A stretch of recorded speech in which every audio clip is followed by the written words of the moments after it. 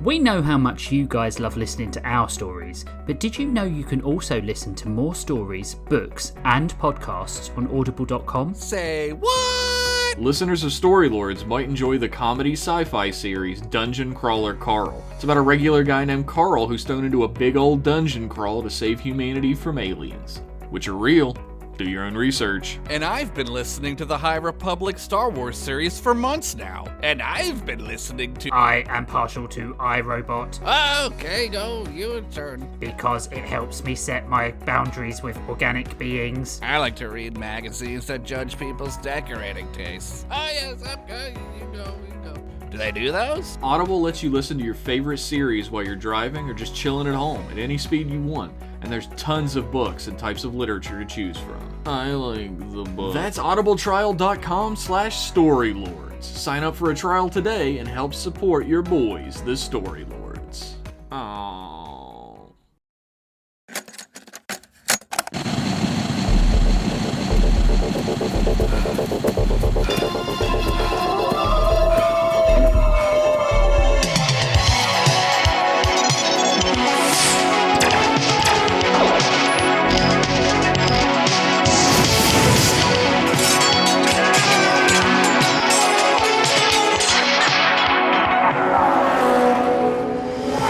Welcome, Story Squires, to Storylords, the prompt-based fiction podcast with 2 prompts, 3 stories, and infinite laughter. I'm Rich, and with me as always is Jeff.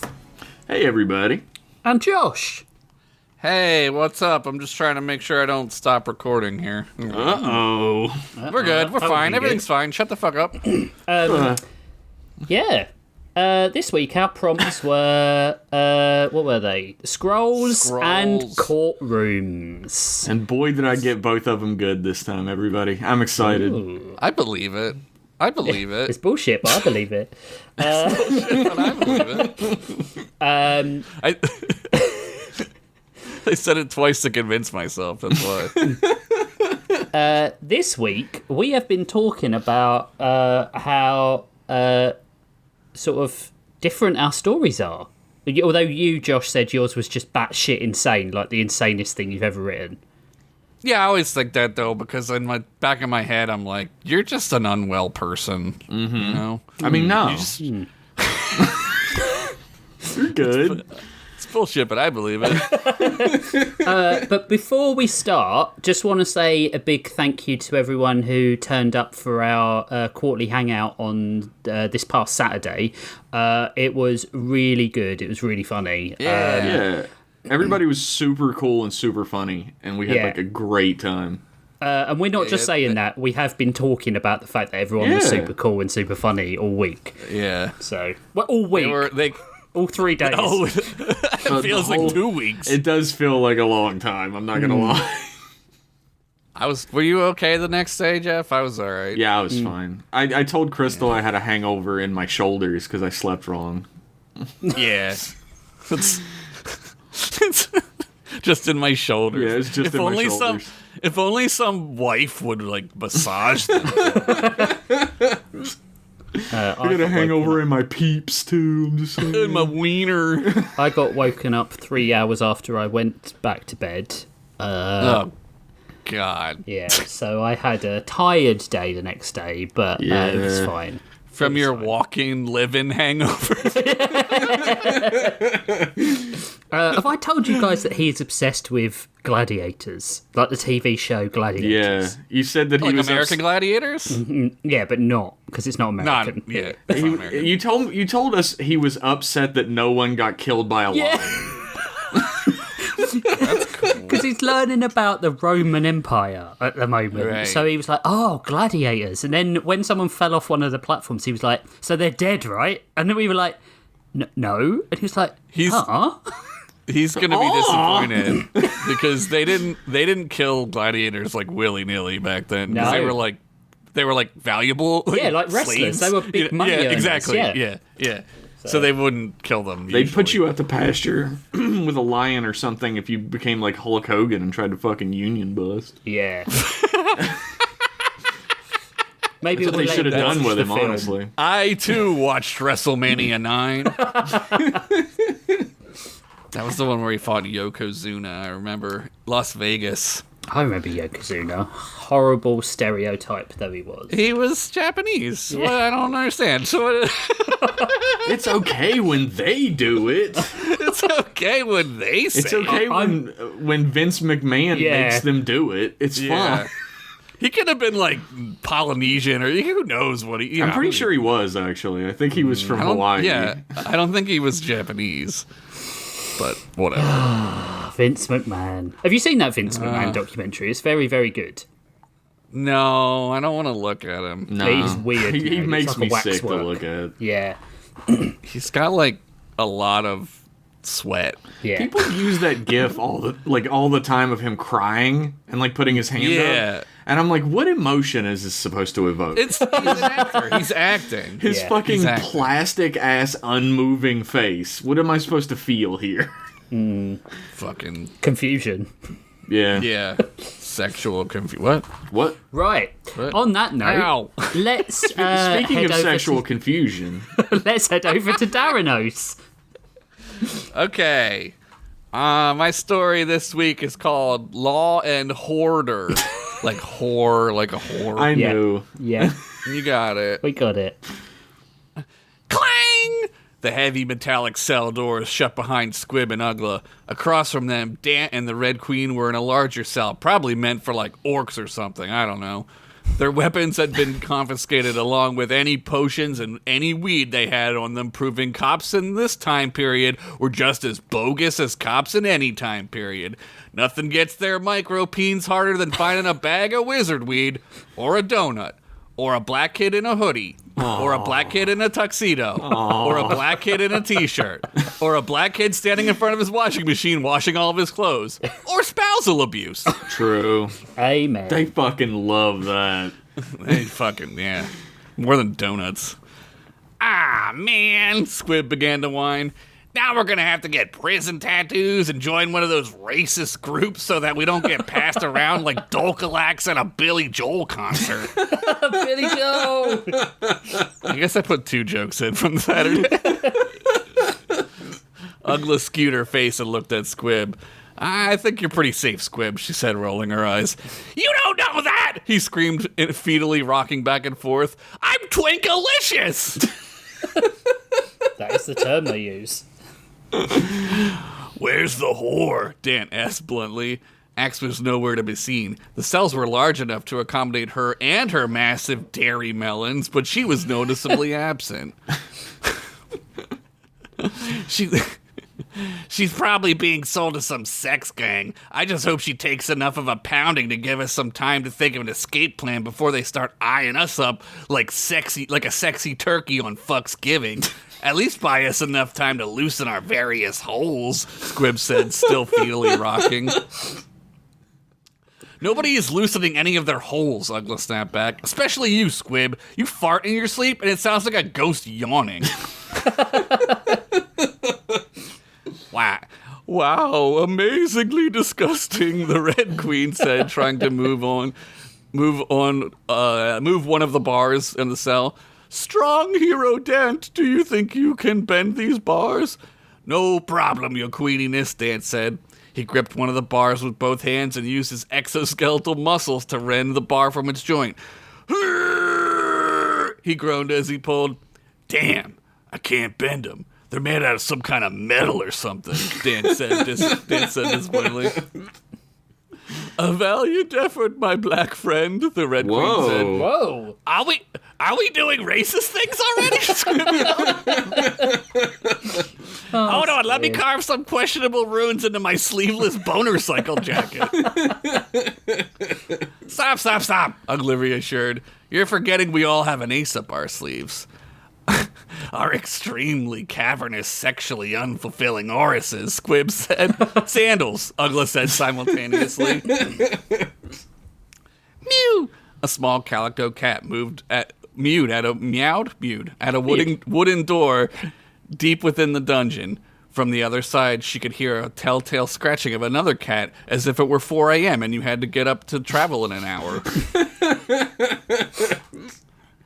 Yeah. Mew came from the other side of the door. The calico meow purred as she stretched her paws out in front onto the cold, wet stone floor. From inside the closet, the handle began to rattle. A loud clang, and several meows later, the door latch seemingly opened itself, to the Calico's surprise. The old creaking wooden door now flew open, while every weapon and spear and sword and piece of armor clattered onto the floor below, followed by a small white cat. Sandals shook her head and licked her foot to clean off her whiskers, which had been in that dusty weapons closet for hours. Did they not know who she was? Did they not know she was in there? Did they not know who she was? Mew, the Calico said as she rubbed against Sandals. Sandals backed up cautiously, but meowed her thanks in Cantonese. Oi! Came a yell from down the hall. What the hell is going on down there? Sandals skedaddled and turned around to see the Calico looking back at her longingly. Mrs. Bigglesworth, a human guard said, standing over the Calico. Should have known it was you. How many times I gotta tell you to quit opening doors like it's 4 a.m. and I gotta be up to catch a portal to the city in an hour? Bad Mrs. Bigglesworth.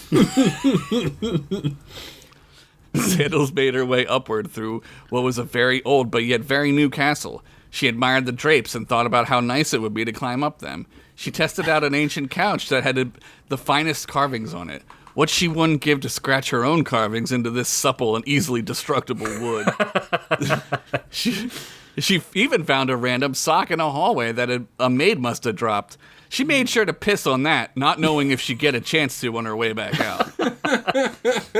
As she walked by a large room, she heard a familiar voice and eerily heard a familiar voice and peered silently into the huge master bedroom. Oh, my darling Titania, what I wouldn't do for you. Who knew I would finally find love while arresting a group of dissidents who are undoubtedly working with that abhorrent lich in the mountains or wherever he lives? Prince Beef Wellington said as he was giving Axmund a pedicure. And you believe me that I was just an innocent captive of theirs, right, Beefy Weefy? Axe said in her most ditzy voice. How could I believe an angel as entitted as you would ever be involved with such evil? He said as he almost spit. And your father, the king, when does he return, my beefcakes? Axe pressed. Oh, don't worry, my comely queen. King Darren is off fighting the lich in the forest or wherever that foul beast lurks. He has been gone for a fortnight and shan't be able to make it to our wedding. But as prince, I must continue the family line, preferably as soon as possible, Beef Wellington said, almost drooling on the floor, looking at Axel's just absolutely absurd huge milk tanks. Good. I mean, goody, she said, trying to sound girlish and ditzy again. So, my prince, why do they call you Beef Wellington? Axe said, trying not to laugh through the name. Why not like Prince Darren or like Darren Beef or like something less dumb than those two? But you get the idea. Well, it's a very interesting story, you see. It all began, the prince trailed on and on. Just then, a glint of green caught Axe's own green eyes. There in the doorway was a small white cat. Axe squinted her eyes, and sure enough, it was Sandals. Axe used her head to motion for her to shoo and skedaddle. Sandals picked up what she was putting down, and indeed skedaddled out of there. So the alchemist had to pump my stomach. He said he'd never seen anyone eat that much steak in his entire life, and that I should be, by all accounts, I should have not survived the night. So I made up this nickname on my own and just rolled with it. It is in no way a name that was given to make fun of me, and I love it, the prince finished. Almost not even talking to Axe anymore so much as at her. Wow, what an interesting and not at all repulsive story, my love, Axe said, smiling. Now, what if I told you a magic cat was trying to free our prisoners from the dungeon, she said with an even bigger smile. All rise! A judge shouted throughout the throne room, which was now also a courtroom, I guess. The case of the spies from the Lich versus King Darren and his beloved son, who he is not disappointed in the slightest, Beef Wellington, shall now commence. The judge himself had to stifle a laugh, but the throngs of onlookers and court attendees weren't so careful and let out a small chuckle. On the side of the enormous, gaudy room was Ugla, Squib, the Red Queen, and Sandals. Were all handcuffed and shackled to the floor with those big ball and chain things from the olden times. Sandals looked over to a calico cat in the audience who was dabbing her snout daintily with a handkerchief and crying softly. She waved the hanky at Sandals and meowed, still crying. Fucking stupid about this shit. Has His Majestic Excellence appointed a barrister for the accused? The judge asked, turning toward the prince. He was sitting on the king's throne with Axwin beside him, wearing a beautiful new dress, which had the biggest titty window ever seen since the Duras sisters opened up that titty-grabbing drive-thru service. That's the service? That's the smartest joke I've ever said, because it's a window. Yeah. It's literally a titty window. Oh. I was too stupid for that joke. Maybe the joke was too stupid for you. I mean, let's not split hairs. Maybe it was both. Yeah, it could have been both. I have your honorness, Wellington said, smiling. My cousin Vinny, he said, as a short man with greasy hair and a terrible tan suit walked through the door. Hey there, Vinny Pizzarelli, nice to meet you, Mooks, he said, as he tried to shake Ugla's hand. She did not return the favor. Are we going to talk about how... Are we going to talk about how Axwoon is just sitting up there next to this idiot who is trying us for treason? Dance said, leaning toward Ugla. Yeah, this is pretty much typical, to be honest, Ugla whispered back. My guess is Ax is a prisoner of a different kind. So then he said he'd never seen anyone eat that much steak in his entire life, and that I should, by all accounts, have not survived the night, Wellington said towards Ax again. Very amusing, my liege. Every time you tell that anecdote, it gets better and better, the judge said lyingly. Ax just rolled her eyes and feigned a half smirk. Now, my prince, perhaps you'd like to call your first witness, the judge guided the attention back to the matter at hand. Of course, he shouted. I call to the stand the ugly one. The prince pointed directly at Ugla. Oh, I'm the ugly one? Okay, Ugla said. Have you seen this walking fart over here? She said, pointing a cuffed hand to Squib.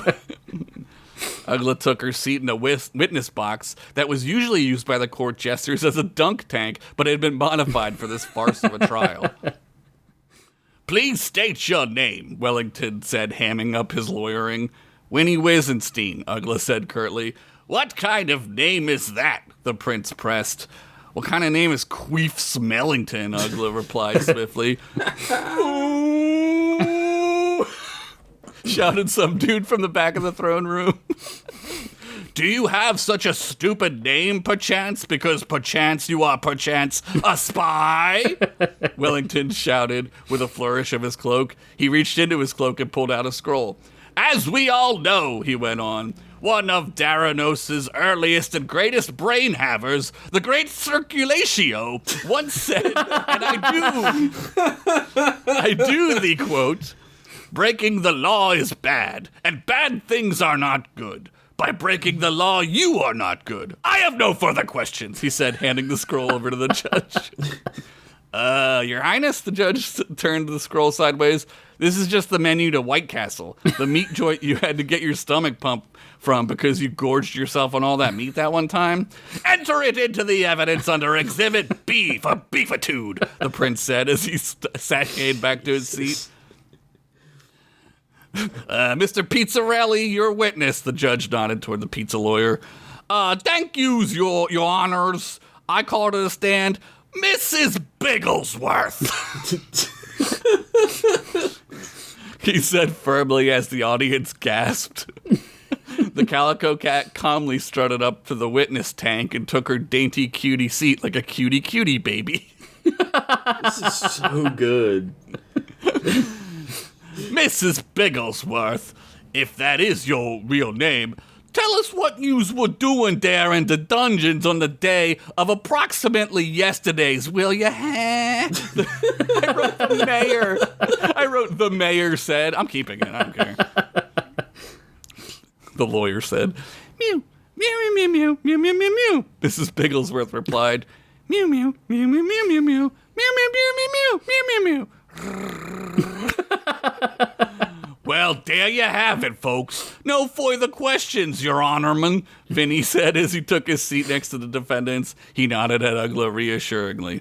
What the fuck is going on in this nightmare realm? Dance said, looking at Ugla, who was now shaking her head. I call my next witness, this foul-smelling, half-euthanized, miniature hairless chihuahua, Willington said, pointing to Squib. State your name and what you are for the court. Well, my prison name is Torque Wrench, but on the outside, my homies call me Squib. Squib said, spitting on the ground. On his face, he had hand-drawn tears from his eyes and had several questionable runes on his biker jacket. As for what I am, I'm a victim of the system, man. Just another goblin thrown into the system that grinds us up and spits us back out onto the streets with no way to take care of our families but to go back to the gangbanging lifestyle that we were brought up in. But real change, man, real change comes from the inside, you know. And I ain't no quitter, not like those orcs, you know what I mean? Squib said to the prince. Jesus. Hey, what the fuck, man? A shout came from the back of the room. Oh, not you, Jeremy. You're super cool. Thanks for sharing your ramen noodles with me. I was getting really peckish. So, we cool, right, G? Squib said, throwing up an O gang sign. For orc, presumably. This is the worst thing that has ever happened to us, Ugla said to Dan in the Queen. Suddenly, a roar shattered every window in the throne room. From outside, flames and arrows began to fly. Catapults tossed impossibly large rocks with ease at a giant slithering behemoth. A dragon! Everyone run! Oh, fuck, it's a fucking dragon! We're fucked! Oh, fuck! Wellington screamed as he George Costanza's his way past a pregnant lady and a special needs kid who was on one of those wheelie carts instead of his feet. Axewood leapt down from the throne and rushed over to Ugla and the others. She grabbed the chains with her magical hand as it glowed bright green. The locks and chains themselves instantly turned into cockroaches and skittered away harmlessly. Let me guess. This is all part of your plan? Ugla asked Axe. No, this was not. But this works too, Axe said with a smile. She turned to Sandals and gave her a pained look. Sorry, little one. I didn't want to turn you in, but I needed him to trust me, Axe said, petting Sandals. Oh, so you could seduce the prince, take his riches, and then slit his throat mid-fuck while you bathed in his blood and drank it to restore your whore mana? Dance asked. Axe said, mockingly. That is sick. What do you take me for? I certainly would never fuck that moron. That is in no way to talk to your rescuer, Mr. Ant, Axe said, smiling. You're insane and need help, Dance said through a faint smile. We need our weapons, he shouted over the commotion of falling infrastructure. Mew! Came a call from the other side of the room.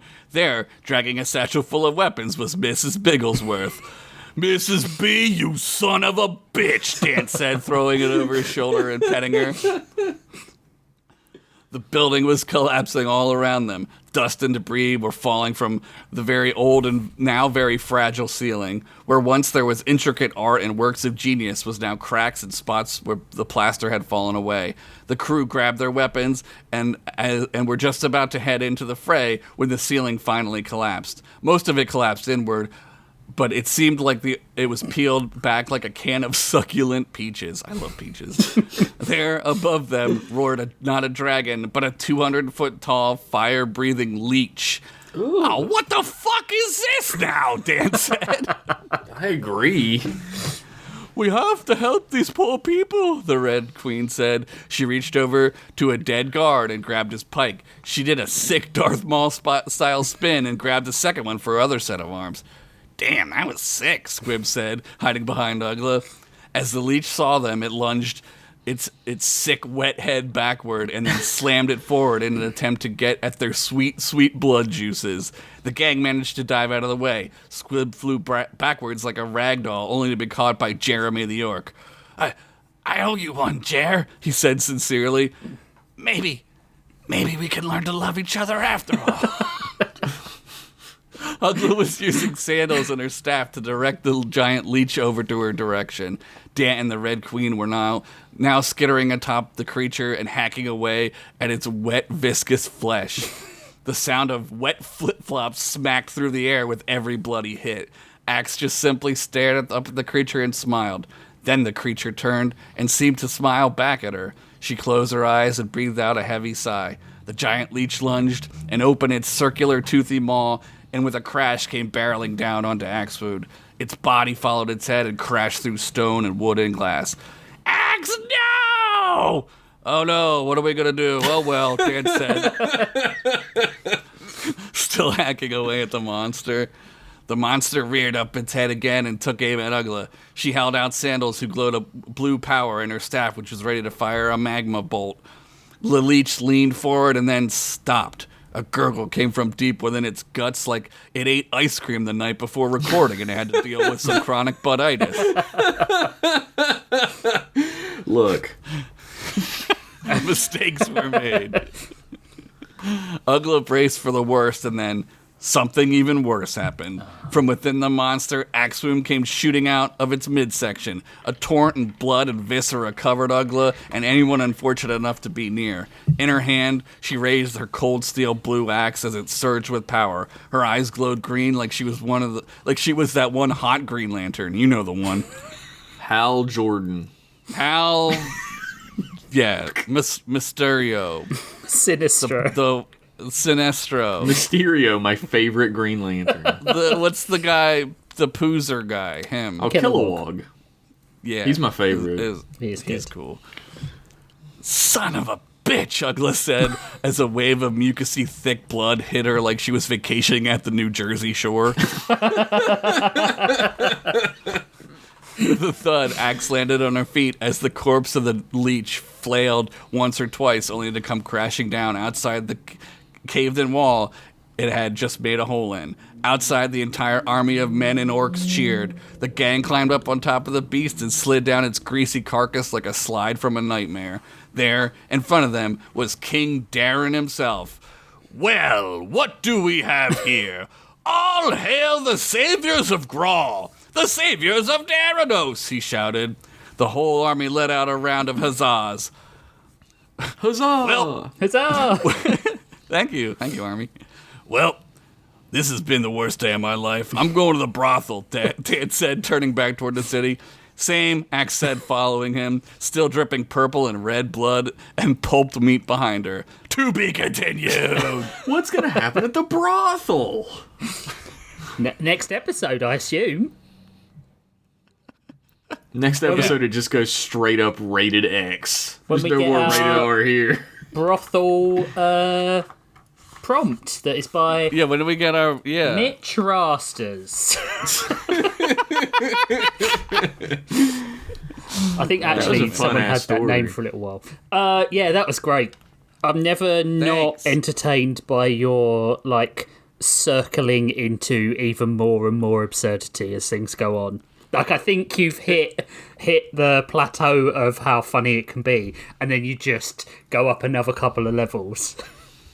Well, thank you. That's very nice, even though I believe it. It sounds like bullshit. I like all the descriptions of titty meat, personally. I'm a big fan of that. Milk tanks is my new favourite one.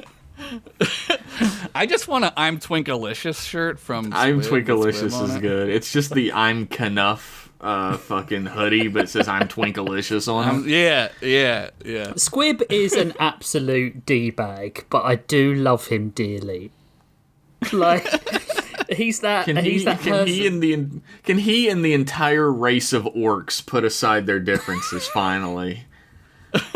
But not before he was a massive racist. Yeah. Well, he had, he thought he was gonna get he had to play the part. Every day's a learning day, right? That's right. Not every character is gonna be like that good. Paragon Sometimes of you virtue. regress so far that you become just completely irredeemable. There is also that. That's true. That's very true. Not in Daranos. It's like a circle. You go through the Mobius strip. Oh man, that was so good. Thanks. I loved it. being a cat for a little while. That was very good. Truest MVP, Mrs. Bigglesworth. Yeah. Mrs. Bigglesworth. She loved the sandals, but I did love when Dant was like, Mrs. B, you son of a bitch. It's like, use the B for the right. use the B, yeah. I like Dan. I like that you've brought Scrabbles back. Yeah, he's not great. dead. You don't know he's not coming back? The vampire. Oh, I don't care anymore. I've moved on. Well, don't tell him your new favorite because he will kill it. Yeah. No, it's time for him to kill your favourite character now. He's already killed mine. Well, it's Dance, so if hopefully he's not yours too. Is all I'm saying. Oh boy. Oh boy. Right, let's head over to a break, and then when we come back, it'll be part 2. True. So descriptive.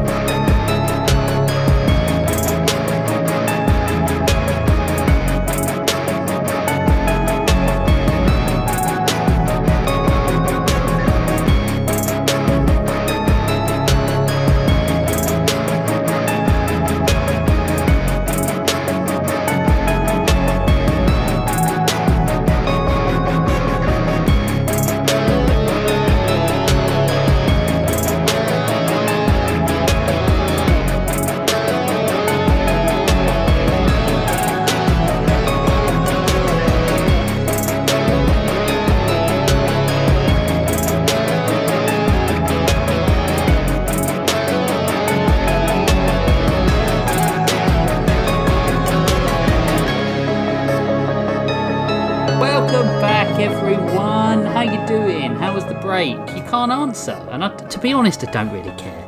Wow. So, anyway, damn. part 2. Josh and I care. We're the good ones. They don't. I definitely care. If you really want to don't. stick it to Rich and side with us, the good ones, then head over to patreon.com/storylords and donate or upload your pledge and show Rich that you're on our side. Yeah, that'll show me. The good ones. Good is relative. My episode this week is called The Ballad of the Fall of Doots Bardsley, parentheses, aka Rich explains what the fuck is happening in this season. And if you haven't listened to season 1 or 2 for a while, then I don't know what the fuck to tell you. Oh, fuck. Doots emerged through a portal onto the verdant green of the plains of Ithia, the warm wind blowing through her hair. In the distance, the great tree of Harad Natar was blooming again. Its branch and crystalline structure was much stronger than the last time she had been here. Heath had done his level best to restore her world the past decade and change, but someone else had given life force back to the planet and all its people, restoring it to the pre-Technomancer days. It was surprising, to put it lightly. What Wizard of Oz fucking bullshit is this? Don't make me shoot any munchkins, Doots. I'll get a reputation for prejudice. And as I understand, it's a bit of a slippery slope for a cop. One day it's taking a bribe, and the next it's storming the Capitol building and getting paid overtime for it. Yep.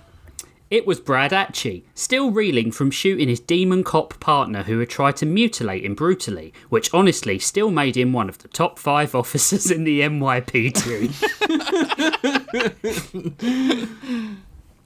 Ithia, Michaela Keynes, Madame Celestia, or Mookie, depending on which memory settled first, said with awe. It was Mookie's home, wasn't it? Doots looked back in sadness and a realisation that this wasn't her Mookie. Would it ever be, or was she just hoping against hope? She'd promised her beloved that they'd be together in the ever after, but that had been taken from them by duty. She sunk down onto the thick summer grass and waited for her compatriots to join her, knowing that they would have questions that needed answering before she fucked up their entire lives, just like last time. Michaela threw herself down, kicking up pollen that aggravated her allergies instantly. She sneezed continuously until Brad passed her a tissue. "Thanks," she said nasally. Brad didn't sit, blood boiling in his veins. "All right, enough. I've followed you through your little fucking windows for hours now, so we couldn't be tracked. Where the fuck are we, golden tits?"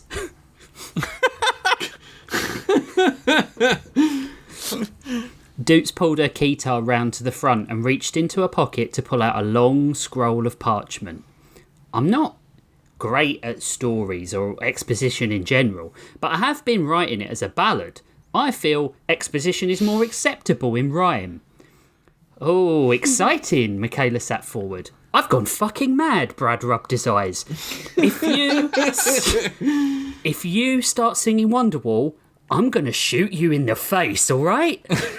Please, do me first. Doots smiled and started playing.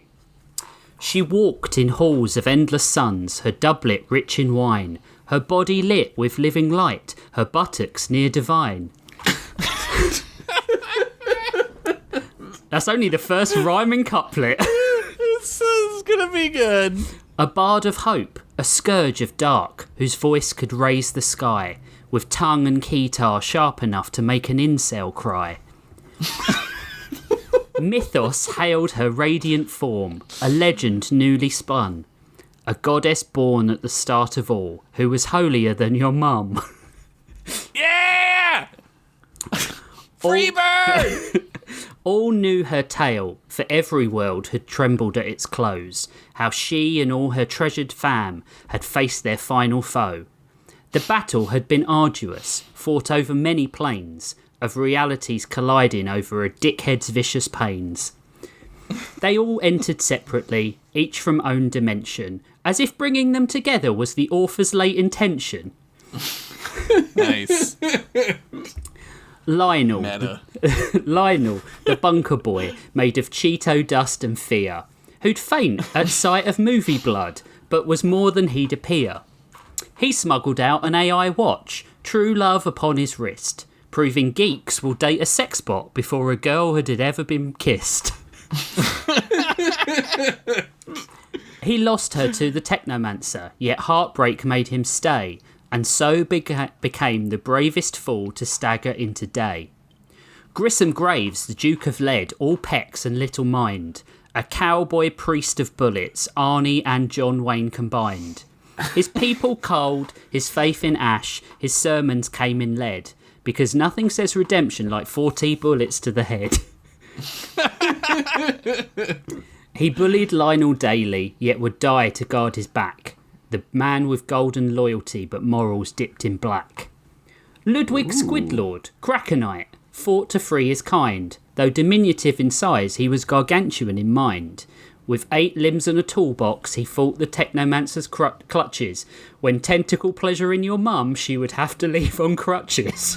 Oh my god. This is good. His waistcoat deep, a pocket realm of ordnance untold, a walking plate of seafood appetizers with a courage brash and bold. Then Tabor, last of Shadow's brood, a race consumed in war, a bitter jester cloaked in grief who laughed and stabbed and swore. He could make his arms to hammers, or spring at you like balls, or make himself a tunnel enticing coyotes into walls. That's so good. Holy shit.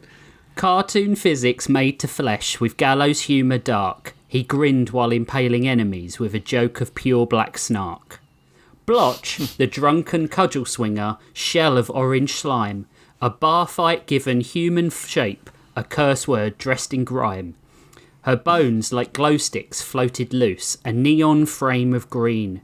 She mowed through more men than your mum and drank the taverns clean.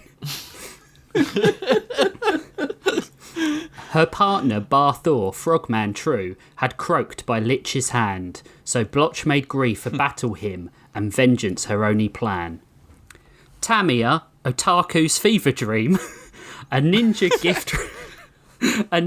gift wrapped neat, with anime eyes and laser blade, and rack a Congo as treat.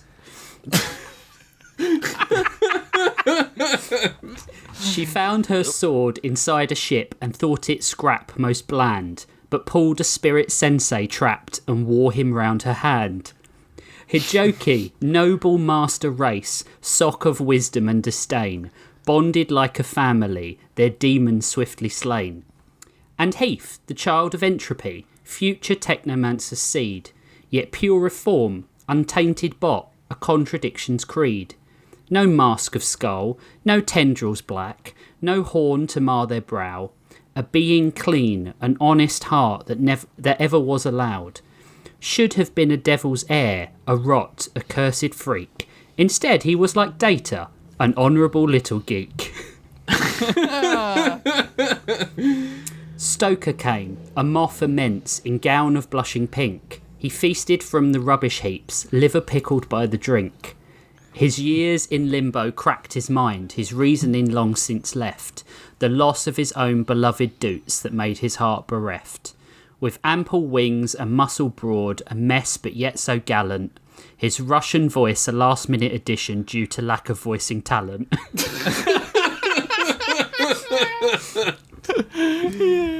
Their enemy, her darker twin, Entropy's first shade, a chrome-clad lord of horror with ram horns sharp arrayed, his mask a skull, his tendrils black, his cloak a plague-green wave. He was the death of empires sung, who made the dead his slave. Where Doots was light, his core was dark, death following like a ripple. He once crafted himself a subpar penis and rivets for his nipples.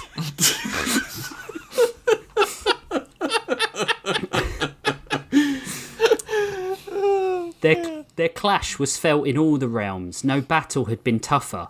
They'd saved all worlds bar one, but could not let poor Ithia suffer. Her friends held fast, though broken, torn, their wheels near ground to zero. But when near lost, two friends appeared with their alternate heroes. A Blotch who had not lost her frog, a Lionel possessed with charm, a Grissom who had not lost his favourite wanking arm. It's always the favourite one that goes. The idea was hers and Mookie's, her moth-beloved mate, an oracle of prophecies who knew too much of fate. They stood with Doots till final breath, till evil could be slain. No love more fierce, no bond more true, no ending more in pain. For when they both had dreamed of peace, of futures held and kept, Doots gave herself to void and flame, while Mookie watched and wept. Doots' death ceased the end of time, her hope consumed the blight. But instead of 15 minutes fucking peace, she woke up in rooms of light.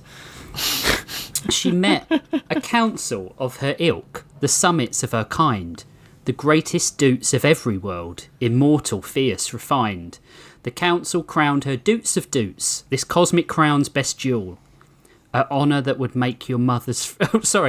best jewel, an honour that would make your mother's front butt drool. Oh my God! This cannot be played on the radio. The council chamber shimmered loud with all the Doots combined, each one the apex of herself, glorious and aligned. Hendrix Doots played lute of gold, Curie Doots studied long, Bowie Doots swaggered with a codpiece filled with schlong. Bodicea Doots boasted scars of steel to the zen of Doots Bruce Lee, and Bob Ross Doots painted the scene with happy little trees. Oh, Nice. I love that. Yet in that hall of radiance she felt some hidden game, for every grin was polished glass, no warmth beneath their frame. They whispered in the lowest tones like audience at play, and shuffled truths behind their backs to keep their fears at bay. They crowned her Queen of Dootses, yet gave her work instead, to tame a girl with power rich who had cracked her world to shred. On one world within the verse there was a unique wonder. Reality birthed one who had torn time and space asunder. Kellen, 19 years of pain, beat a deity everlasting. but ruined time, just like Weinstein forever ruined casting. God damn. Jesus. Kellen was entropy and hope, wrapped up in one teenager's frame, two opposing forces that caused her naught but pain. Doots let her shape her realm, a gift of hope made real, to craft a brighter life for all, to mend, restore and heal. But perfect love can curdle fast, and kindness twist to wrath. She pulled her friends like marionettes, thinking hers the only path. Path and wrath is a little bit of a... That's Eminem. soft. That's Eminem-esque. Path, soft. wrath, I'd have to say path. Path. Orange porridge. path, and wrath. At last... Tits and... Bits. Yeah. Wits. At last she saw the horror and erased herself with grace. Then Doots locked up Kellen's essence in a vault no one could trace. One dawn the vault was shattered, Kellen gone without a shout. No clue, no hint, no whisper left to mark the thief's own snout. The council roared in fury, their voices roiled like sin. A dozen Dootses clenched their fists, suspecting foul within. Yet none could say who dared to snatch the girl so tightly bound, and Doots felt all their eyes upon her, circling like a hound. Rumours swirled through golden halls, accusal thick and foul. A combo Doots and Mansa, deadly as dairy to Jeff's bowels. Hey, that's two! Her laughter faltered, nerves went tight at allies' slanted looks. The air filled with more grim intent than Josh's favourite book.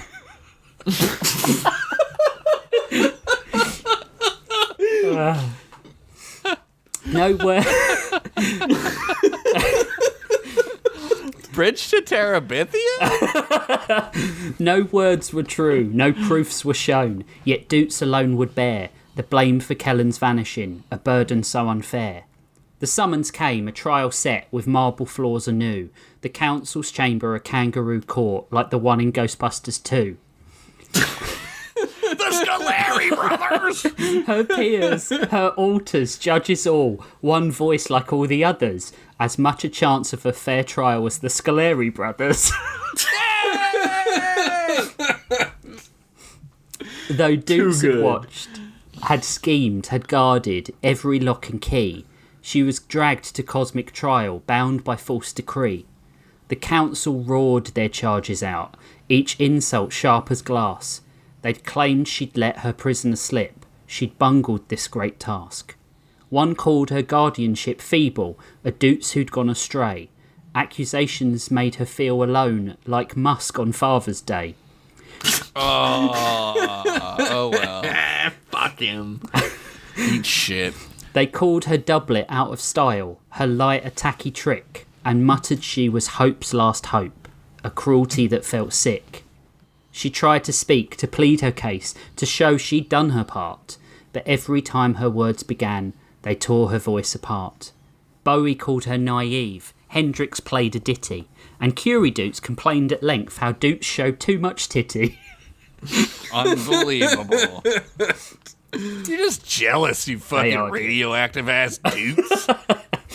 Their laughter burned like acid rain, their venom never ceased, till Doots began to wonder if her judges were deceased. Then silence cracked her thoughts in two, a truth she finally saw. Their eyes too green, their smirks too chrome, their anger held a flaw. Each one of them had faced their twin, their technomancer shade, and just like her had fused as one, and prices had been paid. Corrupted light in golden robes, their masks had seemed so real, but doucheness stripped from every word, corruption cloaked in zeal. Her heart grew tight, her laughter gone, she saw the horrid jest, that she alone had kept her soul while hate devoured the rest. They sentenced her with relish, glee, their envy sharp and raw, a chorus of self-loathing gods who broke their cosmic laws. They recounted all her faults, garnished with technomancer bile. These guilty saints with tainted hearts all grinned their crooked smile. At recess, she took one last appeal to the one above them all, the eldest Doot, the highest judge, enthroned in gleaming hall. His crown said stitched from dying stars, his robe a cosmic fire, his smile the calm of saints at prayer, his eyes a warming pyre. She begged for sense, for mercy's word, for truth beyond the din, but found his stare was crueler still, corruption deep within. The one above wore ram horns vast, his crown of light and bone, a face half gold, saintly grin, half grotesque sneer of chrome. Green robes of rot, with burgundy trim, a warped vestment of kings, a keytar fused into his ribs, oiled tendrils licked the strings. Green light tinged gold shone from his eyes, spoiled, corrupt, untrue. Their father, the source of all 'twas good, and all the evils too. He chuckled low, a poisoned hymn, a sound that made Doots freeze, and told her every Doot was stained, their souls by twin diseased. They'd all embraced their shadows once, with technomancers fused, but hid it well with righteous airs while others were accused. You shone too bright, you stayed so pure, you make their filth too clear, so now they'll make you scapegoat, child, and cast you from this sphere.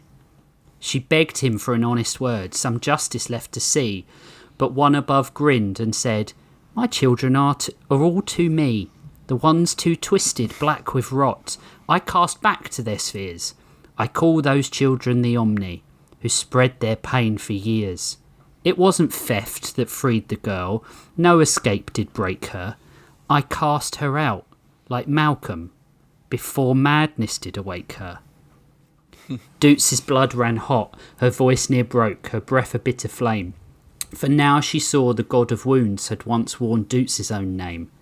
A brother fallen, fur and teeth, corruption dressed as god, who'd fought with Kellen, bled and lost, and stained the realms he trod.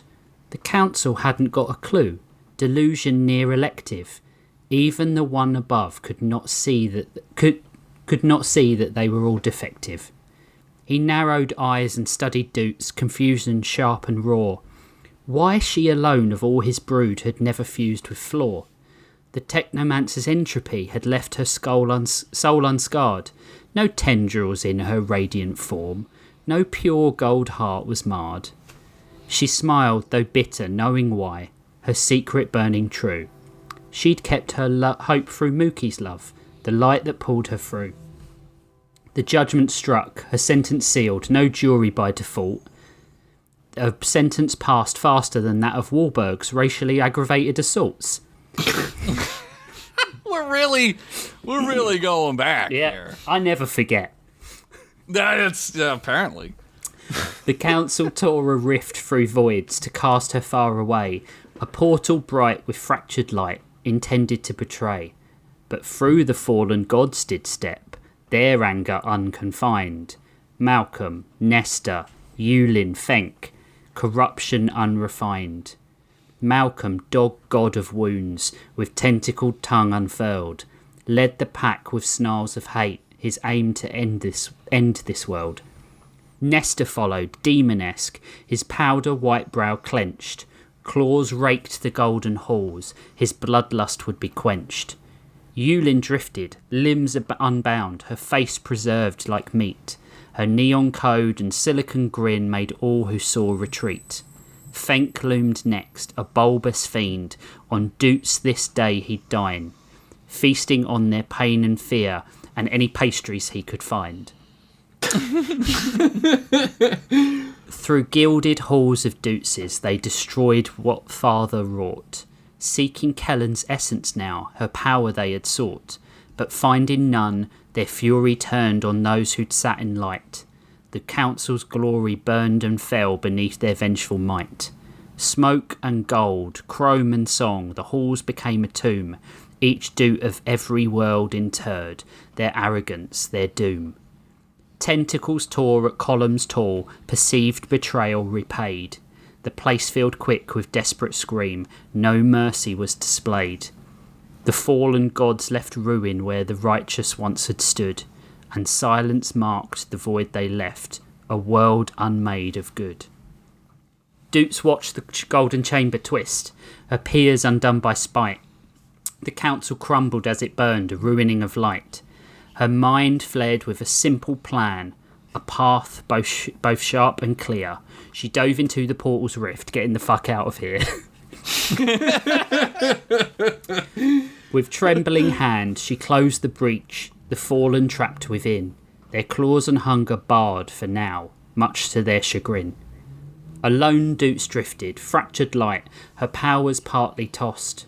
Her thoughts first sought, that's a difficult one to say, her thoughts first sought her scattered kin, the family she'd lost. Mookie, Lionel, all the rest, their fracturing she'd mend, to face the poisoned gods as one, and see this nightmare end. Yet, to confront the truth of fire, a fire she must master, she'd free her brother's evil soul, and team up with that bastard. Yeah! What? Heath, the robot child of dark, held secrets in his frame, a prison for a bitter god whose reach no man could tame. But Technomancer stirred within, his whispers slicing through, corrupting distant timelines, planting seeds which no one knew. Across the void he sought his clone, a version rich and sly, the billionaire Henry Roselar, scanning realms with greedy eye. With coffers deep and lust for reach, Roselar set to freeing, sending hapless captives forth to probe each altered being. Prisoners' bodies borrowed, swapped, a twisted exploration, each soul a key to find the place where he had faced castration. The Technomancer took over man, unseen yet evil mole, a puppeteer of capitalist flesh, a god with one true goal. At last he shattered Captor's shell, his freedom cast in flame. No mercy for the betraying ones, all to be bound in shame. He swept through multiversal planes, collecting heroes brave. Their courage caged, their stories stalled, each enemy now enslaved. And there upon the edge of worlds, Doots sensed his darkness near. Her heart set hard, her purpose clear, a reckoning was here. She hovered at the edge of doom, her light a wary flare. Her mind rehearsed the words to speak, the truths, she'd lay them bare. He'd been a pawn like her, she knew, bred to oppose and fight. Their twisted doubles roamed the void, corrupting all on sight. She'd tell him all, no need to clash, no need for pointless pain. Together they could strike as one, and purge the fallen's reign. She met him in the broken dark, a hush that weighed a ton, as fraught a thing as inheriting the family suicide gun. Two forces stood, both wound too tight, a hard place and a rock. Yet Doots knew to win, she'd have to charm this metal cock. What? Not his actual penis. He's just a cock. Okay. He's just a cock. I got really. I was like, excited. they're related, aren't they? Don't. Family and absurdity. The cursed Urkel ratio. A spiral locked in some sort of forever circulatio. Circulatio. Does this work? The author thought. Do I even give a fuck? Nah, if you've got a problem, I've got 2 balls your mum can suck. Or, better yet, if you do think this story I told bombed, send all complaints to mclassemail@gmail.com. Oh, no. Be glad each week you get 3 stories served up on a plate. Or maybe go listen to Tales from the Tavern. Oh, but wait!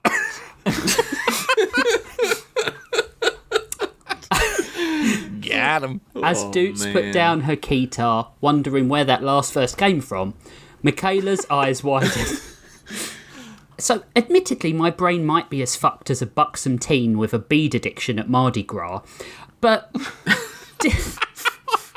Bead addiction? Yeah, that's why they do, yeah.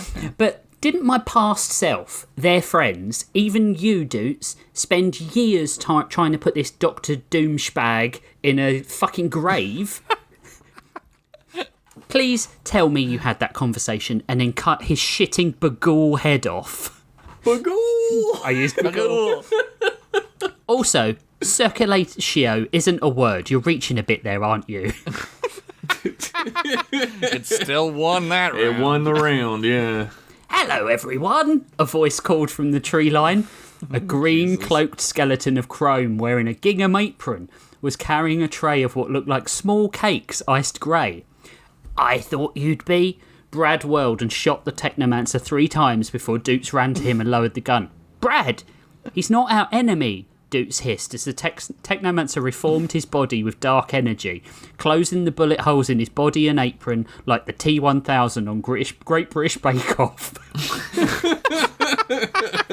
That's my favourite episode. Yeah, it's good. Kills all the others. Brad shrugged her off, holstering his sidearm. You could have fooled me, Doots. He looks like the Crypt Keeper fucked an air conditioning unit. That is also my favourite episode. The Technomancer shook the bullets out of his body and wiggled a foot to kick them away. As I was saying before I was rudely interrupted, I thought you'd be here much earlier. I made these rock cakes. He passed the tray to Brad, who took one gingerly. Doots took one too, but Michaela merely stared in fear. Oh, don't worry, they're gluten-free, he said. That's what she's worried about. Yep. She took one, a look of terror still plastered on her face. As Brad bit into it, he yelled in pain, throwing the cake to the ground. Fuck, my tooth, he yelled. Doots turned the small thing over in her hand. Technomancer, are these rock cakes just rocks? She asked. Yeah. The Technomancer blushed artificially. Well, do you see any flour around here? Considering what I had to work with, I'm a regular Gordon Ram Hornsey, he chuckled. Oh. Send him back to hell. Send him back to hell now. Why are we talking about fucking baking? Michaela screamed. He's our mortal enemy. He killed countless realities, billions and billions of people. Listen, I know it's hard to explain, hard to understand. It wasn't technically his fault. He was created to be entropy. Doots sighed. She had to get them to understand. And he's changed from just knowing the truth.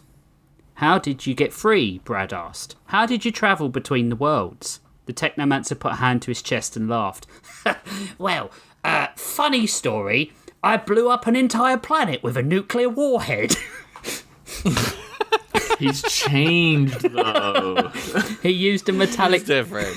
He used a metallic finger to wipe away a pretend tear of amusement. Good times. Michaela threw her hands in the air at Doots, who had put her hand to her forehead. You see? He can't be trusted, Doots. The Technomancer raised a finger. Well, you can't really make a universe-saving omelette without smashing a few billion... How does that saying end? Eggs? Brad corrected. Oh, no, thank you. I already ate, said the Technomancer. Oh, my God. Send him back to hell. As he took a metallic bite from a rock. Do I love him? I think I love him. Doots ushered them all along. She had to get to the clearing, to the shack where the rest of them were waiting, along with some very hard conversations. After 10 minutes they came to the lodge and Michaela stared at the sculpted statue in memoriam of her other self's old friends. And her. Hijoki, Hallie, Doots, herself. She remembered Heath had pulled it from the ground back before she... No, it was Mookie had died. The last time they had all met. It was so confusing. Next to it stood a wooden lodge, out of place in the clearing. Technomancer walked up the steps and Doots followed. So, where are the others? She whispered to her brother, who put a cold metallic arm around her. Oh, you know, just hanging around. As he opened the door, Doots followed the thick black cables up to the ceiling, where her friends, along with Kellen's crew, and various other versions of them and Brad that she had never seen were hanging unconscious. What the hell have you done? She whispered. She could only guess how badly Grissom Graves was going to take this. The end. Wow. Oh my God. The switcheroo with the cave people, cave hanging people. Here's what I'm gonna do. I'm gonna isolate your audio and give it to them if they want to make a song out of it. Put a beat behind that. If you're cool with it. Yeah, if you're cool fine. with that. All right. I don't know. Should I just put it up for patrons or Discord? We can Yeah, put it on sure, Patreon. whatever. We can put it on Okay. Patreon. All right, cool. Fucking, that was unbelievably good. That was like crazy. above and beyond what you needed to do for that. And it was still Amazing. shorter than American Pie, both the movie and the song. Yeah, it told a story, but not a sucky one like Hotel California. Yeah, you can check out, but you can never not hear that song be played 1,000 times. Everybody's always like, I don't like the Eagles, but I love Hotel California. And I'm No. I'm like, No, well, no. wait a tick. That's why you should not like the Eagles. That's the opposite of what the thing should be. Yeah, I like the Eagles except Hotel California. I like the Eagles too. Go Birds. Go Boyds. Go Boyds. That was fucking crazy, Rich. That was so good. Thanks. That was really good. I learned a lot. It was, what about baking? Yes. But yeah, it's there's a lot of tying up loose ends of season 1 and 2. So if you haven't listened to that for a while, then I just gave you everything you needed to know about it. Yeah. If you want to listen to song it, form. you can go to youtube.com and search up Storylords podcast, and you can give us some numbers if you want to listen to it again. That would Give us some numbers. but that the poem element of it didn't really take very long. I knew what I wanted to do with each verse, and I just kind of like. What are you, like a fucking like Mozart? What are you, like some kind of What are fucking you, genius? fucking Billy Joel? Yeah. Oh, don't say that. That's the Technomancer. Don't. That's exactly the Technomancer. That's what our universe's Technomancer is. Yeah. Billy Joel. Like we had David Bowie as Doots, but Doots. the Technomancer is Oh Billy Joel. shit! Yeah. And now they're merged together. Well, now they're dead technically. He's They're dead. merged together into the ground.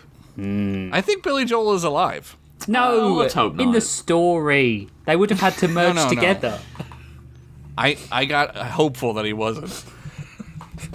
Sorry, I'm sneezing. He's, alright. he's still alive. He's still alive. Yeah, So- it's stupid. I wish he wasn't. Wow. What? He didn't say he wish he would die. He said he wish he wasn't alive. That's different. I wish he wasn't playing music and still have to hear. But if and when he dies, he's a Technomancer, so who knows? You're gonna hear I'll have more to- of the music. Yeah, it's gonna be fucking all day. It's oh god. But it'll hopefully only be Rock one and day. roll to me. Remember me. They're gonna build a Bender-sized monument to him. Of him and the piano. I am Yeah. so impressed with Oh, the story, thanks. Rich. That Wow. was cool as fuck. I did struggle to put a lot of jokes in there, but like there are some in there. There are a fair few. I struggle every episode to put jokes. You could have won MTV's the rap battle show. You could have won that. I forget the name of the rap battle show. What was it called? Yeah, Nick Cannon was the guy. Yeah. I don't That's remember. enough reason not to watch it. Yeah, it wasn't. Yeah, You get pregnant. just by walking in the room with him. Nah. Does it smell like cum humidity in here? I think my cats are in my bathroom knocking shit off shelves. Yeah, so knock it down! Fucking chaos reigns! Well, let's go to a break. Let's go to a break, and we'll be right back for part 3.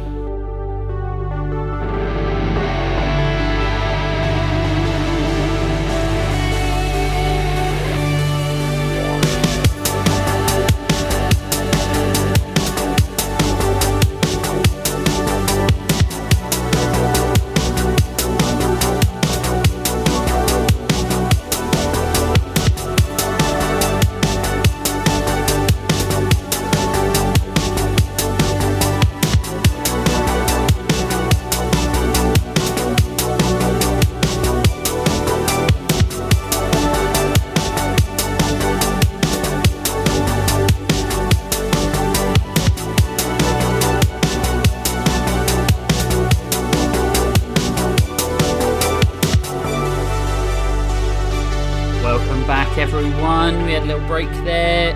Jeff's cats have killed him and taken his place on the show. Meow, meow, meow. Damn, yeah, let's go! So it's going to be an interesting one if you don't speak Catanese. Cantonese. But seriously though, Jeff's reading now. Or Meowderin. Meowderin. Oh, that's Nice. so good. Oh man, I don't even care about the show anymore. Well, I No, still I'm gotta only go, joking. so, So, Jeff is going to read. He's got a good story. So don't know. let's go. you don't know that. I know. I know. You don't know. I could have wrote fart 100,000 Excellent. times. Better than know what? anything Damon Lindelof's putting out. Damn, and Lindelof. Fucking shut him, Damon Lindell, down. Oh my god. The title of my story is Shit's Getting Fucked, ain't it? Yeah. Are we talking about that's the life? title. Or... Yeah, Oh, yeah. right, okay. Yeah. Johnny Long stood amidst a field of gray, barren and craggy, under a sea of endless stars. They twinkled and danced through the corona of the planet Earth, which hung low in the sky above him, and moved glacially with the countenance and grace of a dancer. He realized at once, but as if he had always known, he was standing on the surface of the moon. What? It's Dr. He stared with- Manhattan! He stared with wide, unblinking eyes through the thin atmosphere at the blue and white orb that danced just for him in the night sky. Shit's boring up there. It showcased every soul that had ever lived or died, and all of them seemed as rays of incandescent light which burned away at the cold, empty void of space at its edges. His eyes dropped down to something he held tightly between two hands, like a newborn grasping a favorite toy too close. He lifted his head and unfurled his fingers, and finally saw the faded golden paper wrapped into a small scroll in his palm, carefully and lovingly, without a single crease. He took his time unfolding it, feeling his arms move almost weightlessly in the lack of atmosphere, and unfurled it to read the neat calligraphic writing on its inside. Madeline Brooks, Dr. Robert Brooks, Margaret Brooks, Aidan Temple, Rose Calder, Mayor Jim Grant, Congresswoman Delana Ellis, Lydia Hasselbeck, Gordon G. Gordon. And at the very bottom of the list, written in wet ink that still slowly dribbled down the faded page, was yet another name written in fresh hand, Johnny Long. His hands shook too violently to hold onto the scroll any longer, and it fluttered listlessly to the ground, a trip which took an age dawning and sunsetting through the lack of atmosphere. Johnny, But how did it float when there's no air? this story isn't real. What the fuck? We didn't go to the moon. Instead, he laid eyes upon a form which had been there the entire time, as well as he had, though he had not noticed until now. Standing 7 feet tall, with black crystallized skin which twinkled as much in the refracted light of the dust beneath their feet as the stars themselves, was a man. But it wasn't a man, not really. Its arms were too long, its face too narrow, its eyes too dark and sunken, its shoulders too far back. And upon its skin danced patches of glimmering gold, shifting through it like lily pads on the surface of a pond, barely blown by air which could not exist, upon water which lived. The being drew one long arm into the air and pointed with conjoined fingers into the starry sky beyond them. Johnny followed the motion and laid eyes upon something else he had not seen until this point. Dangling high in the sky, far in the distance of the void, was a second moon, blood red. Jesus, it's Tatooine. We didn't go to the blood red moon. We didn't go to the second moon. What are you, fucking dumb? Its surface writhed and coiled unto itself like a snake trying to dislodge its molted skin and escape its flesh prison. There was no stone or dust, no mantle or core to its makeup. It was living and breathing in an ancient, disgusting wheeze which turned Johnny's stomach, but could not make him look away. The skin of the moon split, and viscous black ooze, enough to fill an ocean, spilled from its wound, and floated weightlessly through space beyond it. But from within it shot a talon of black and red, which pierced through the empty void of space, and wormed its way towards the silent planet Earth below like a guided missile. It's the third birth. Johnny strained to see it, to understand its form even slightly, his head feeling as if it could peel open from the inside just from laying eyes upon it.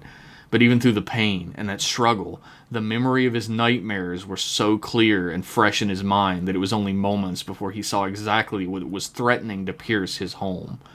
The writhing flesh, bone, and sinew, the faces which gouged out of the bloody surface and burbled a scream that no man could ever hear or comprehend. The jagged, dead things which sluiced in and out of its surface as it twisted and reformed over and over again. He had seen this tower once before, upon a cliff over an endless red sea, before a blood-red moon which threatened to devour him. The tower upon the hill was endless now, and it finally found its mark at once. The tower pierced the side of the world, and a silent flash of bright light from its touchdown grew and grew until it was enveloping everything, even the void of space, until it was upon him. Johnny Long felt the white-hot fire burn away his flesh and boil his organs in his own blood as everything in all of creation went white.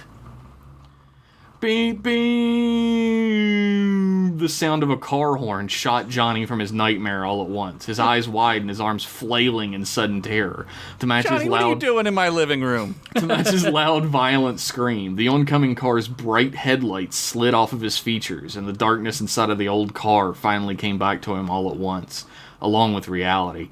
What the fucking hell? Gordon G. Gordon cried out, God. gripping as hard as he could onto the steering wheel and yanking the car around on the road for a moment before settling back between the lines. I bet he wishes he was back on the moon now. Yeah, I sure do. Several car horns outside the car sounded as other cars flashed around them on either side. Are we on the highway? Johnny said groggily, rubbing the side of his head. It was still tender from where he'd been shot. Or fallen on the concrete? He couldn't remember anymore. We don't know either, Johnny. Are you fucking shitting my dick off your ass, Long? Gordy cried out in anger. No. Before gritting his teeth and settling back behind the wheel a little. I saved your life and you almost caused me to crash your own car to our fiery deaths? Remind me to let the next Shelob we meet eat you cold with a side of fucking beans. Where the fuck are we? How did we get here? And Johnny rubbed his head a little harder, trying to think through the haze that filled it now. Did you fucking kill Calder? Of course I killed Calder, you dumb cuck, Gordy yelled in return. He was gripping the steering wheel super tight, trying to stay on the road at this point. She was one of those things. You heard her. I thought if I shot her, then she wouldn't turn into a fucked up bagool like you said they did. Everyone drink. What the fuck even happened? How did we go from shooting Calder in her office to me snoozing in the passenger seat of my own car? Is this just lazy writing, or is there an actual fucking reason for any of this? Johnny audiencely asked. If you shut the fuck up for 5 seconds, I'll tell you, Gordy began, then sighed. You're worse than my Roblox girlfriend when I said I'd share my credit information with her. Sheesh. Oh my God, that is not good. He is like when a preschool kid insults you or calls you a virgin or something like that. And I'm just like, I'm gonna boot you to the fucking moon. Kick your fucking teeth out, and they'll regrow, and they'll kick the adult teeth out too. Jesus Christ, Johnny muttered. Both to what you guys said and Gordy. I shot Calder. You were there for that. Gordy pushed on for page count's sake. I was wrong about it not causing her to transform, though. A fucking disgusting spider thing burst out of her. It wasn't even hot like the DeviantArt kind. It lunged at us and knocked you onto the floor to try to eat your fucking face or something, so I pumped the 5 shots I had left into it, hoping for the best. We really lucked the fuck out on this one because it killed it, but it took every single one of them. Gordy, where was I when you were heroic? Where was I while you were heroically saving my life in this fucking fan fiction you're writing, Gordy? Johnny spat. Laying on the ground, writhing around like you gotta poop real bad, holding your head, yelling about some kind of moon or something. You were basically foaming at the mouth while I dragged your ass to the elevator. Gordy paused, then grimaced. You can thank me profusely, whatever is most convenient for saving your life and all, by the way. To the moon. Yeah, thanks a bunch, old pal, Johnny said sarcastically, touching his head once more. The wound was throbbing now for some reason. How the hell did you sneak me out of the office after firing a gun 6 times and fighting a hell demon single-handedly? If you don't mind me asking, Mr. Superman. The entire bullpen was there when we went into Calder's office. They were gone, Gordy said matter-of-factly. There was a dead silence in the car between them after that. The meaning behind the fact that they had all just disappeared being, either way you figured it, a really fucked up thought to have. Johnny rubbed his chin and remained quiet for a moment. Do you mind if I turn on Nellie? Nellie's the only thing that makes me feel better, Gordy asked, one hand on the radio knob. Johnny looked at him with raised eyebrows. This is my car. I don't have any fucking Nellie in here. What are you talking about? He's always found me when I needed him most. He'll just be on whatever station I first tuned to. I know it, Gordy said matter-of-factly. What a great superpower. We need to figure out our next move, Johnny interrupted, trying not to grab the wheel and crash both of them into the fucking median to end all this on a high note. If we're ever going to get any answers about what's going on, we can't just be blindly falling into all these stupid ambushes. Well, why don't we go back where it started? You said before the answer to all this begins and ends with Madeline Brooks, Gordy said plainly, staring forward out the windshield. Johnny sat back in his seat and rubbed his head, speaking distantly as he did. To the Brooks family house, then. They pulled up in front of the Brooks house about midday. The sun was hanging high in the air, but it didn't seem to be providing any warmth. The sky was still gray and stagnant, and the air still felt like thick-ass pea soup draining into their pores. Like they were your mama's nasty-ass trim hole getting filled with my thick-ass peanut soup, if you know what I'm saying. Oh, God! There's your yo mama joke for this episode. I made it extra disgusting to make up for the lack of them in the rest of it. Unless I do more, we'll see. I'm still writing this. That was as thick as a Manhattan man chowder. As Johnny shakily stepped out of the car, still trying to get his bearings after his horrible nightmare and also the bad dream he had, he couldn't help but take immediate notice of one thing out of the ordinary. Up the long set of concrete front steps, the front door of the house was hanging completely open, almost pressed back against the siding of the porch. What the frell? Gordy referenced a sci-fi channel show I'm watching as he got out of the car, slamming the door behind him. What's happening here? Johnny dipped his hand into his overcoat, finding the .45 pistol still tucked inside where he'd left it. He sighed in relief, drew it, and ran up the front steps 2 by 2 towards the door without a word. Gordy jumped in surprise and then began to run after him, fumbling up the steps and almost falling a few times. This didn't stop him from being a little dickhead and yelling out, "Don't bash your head open again, Humpty!"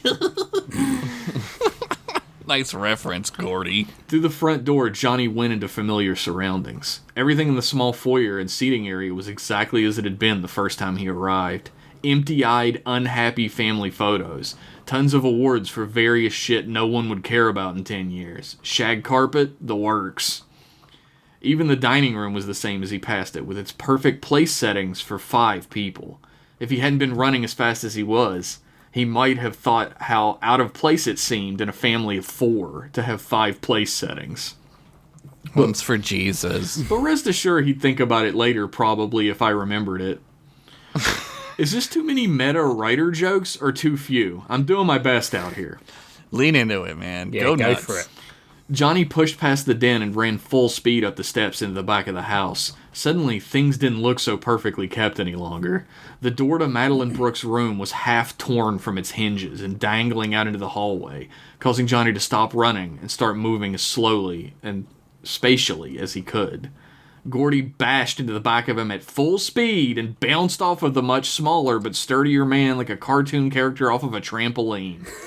His body sailing back down the stairs and landing full weight onto the old record player at the desk at the bottom of them, creating a massively loud cacophony that was half virgin dweeb slamming into wood paneling and half roll-over Beethoven blaring at full volume out of the busted record player. I see they too play the Beethoven second soundtrack. Johnny stood perfectly still, hand on his face and gun at his side.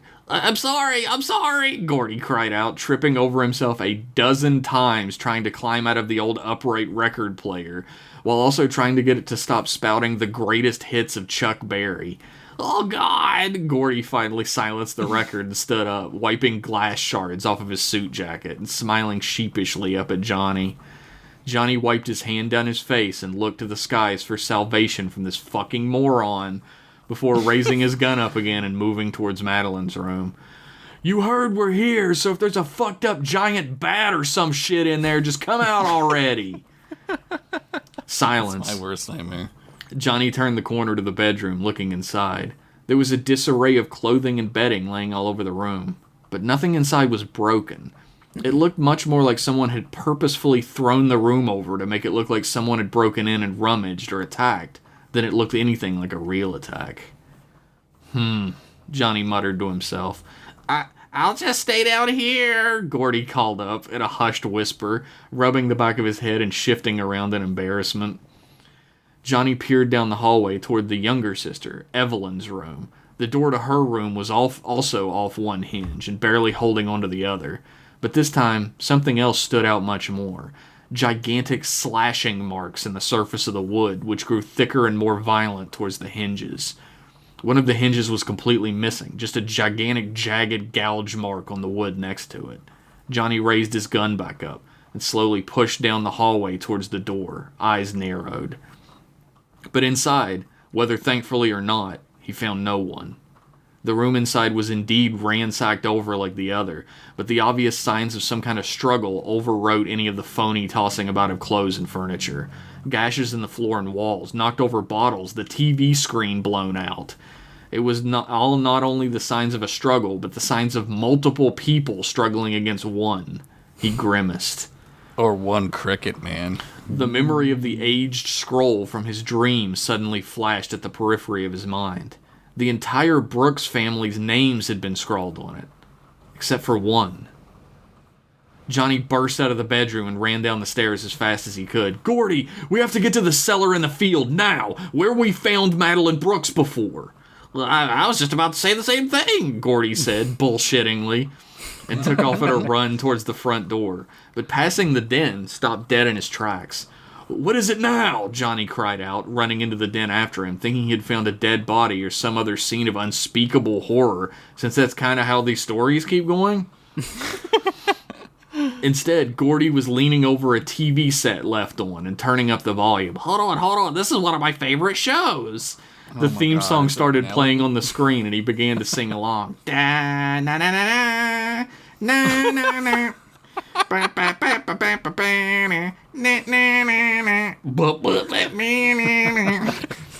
that shit off and come on, goddammit! Johnny screamed, smacking the shit out of Gordy in the back of his head, causing him to stumble forward a step. Johnny then turned and ran out of the house back towards the car. Gordy slowly turned the TV off and began to follow, a sour look on his greasy features. Judge Harry T. Stone would pronounce you guilty for your crimes, you dumb little fucking blah. He trailed off. Damn, what a fucking... Running out the front door after him. It had began to rain by the time they were walking from the side of the highway through the heavy underbrush towards that empty field that both of them had spent so much time in the past week or so. Nothing much had changed since the last time they'd been there.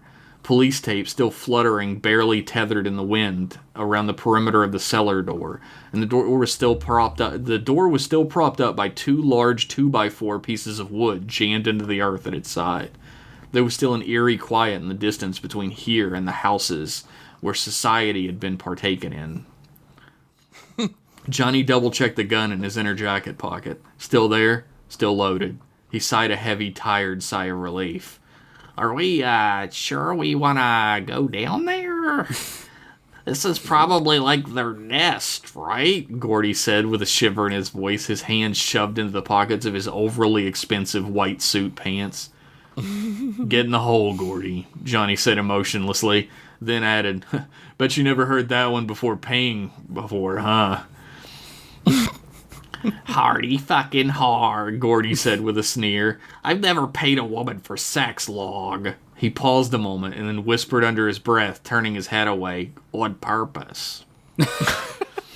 What? Johnny motioned towards the cellar entrance fervently. Why the hell do I gotta go first? You're the big lunatic hero, aren't you? Out of your mind with the need to solve the case? Gordy snapped. Get in the hole, or I'm gonna beat you. And I'm not gonna be cute and give it any superlatives or jokes or anything like that, because it isn't gonna be funny, Johnny said plainly. At all. Fine. If it'll get you to rub your two brain cells together and manage a thought about this case that isn't unga or bunga for once, I'll go first, Gordy grunted out in return. That's good. The old wooden steps down into the cellar were slick with rain and dirt, which congealed into a mucky mess, the likes of which I haven't seen since your mama's cum gutter of a meat canyon after ladies' night special at the Boom Boom Club. The Boom Boom Club! I guess I did do another one, huh? Anyway, it was tough to walk down the stairs. She's called Boom Boom because she goes down once. Yeah, once, boom, and then you jizz, boom. Their mom doesn't go down just once. Come on. Anyway, it was tough to walk down the stairs, but the two men managed as best they could. Gordy was holding a flashlight, which bobbed erratically and shook with the fear which trembled in his hand. But he led the way amicably, Johnny thought. For his part, Johnny was keeping pace behind, his eyes darting behind them every couple seconds as the paranoia of the place began to seep into his bones. At the bottom of the stairs, they turned left, finding a familiar hallway of stone, wood, and earth leading off into the pitch-black darkness waiting for them. Long quietly remembered the police assuring him there was no such hallway here before. As every other time they'd gone down here, Johnny found a long trek ahead of him, stepping only a foot or two behind Gordy as they both hunched in the darkness to follow the light further into the shrinking chasm of a hallway. It seemed to press in on them, attempting to suffocate them, but they continued, water dripping around them from the now sodden earth above as they went. Finally, the beam of the flashlight landed heavily upon an old wooden door, shut up tight with a makeshift half-bar handle, same as it ever was before. Gordy gasped slightly, drawing his flashlight over the red circle painted on it in fading old paint. Wonder what this means, Gordy whispered out. Wonder what this means, Johnny repeated in a mocking tone. Yeah, go first, Gordy. What's your fucking problem now, Gordy began, but the click of the hammer of a gun behind his head caused him to clam up instantly. Oh, boy. My problem is you think I'm some kind of fucking moron, Gordy, Johnny said in a deep, almost growling tone. He held his .45 to the back of Gordy's head, his arm outstretched and finger laying tightly against the trigger. Gordy sputtered, I don't know what you... Shut the fuck up! Johnny screamed, his voice echoing down the hallway behind them. A tense silence filled the empty, tiny space they were crammed into.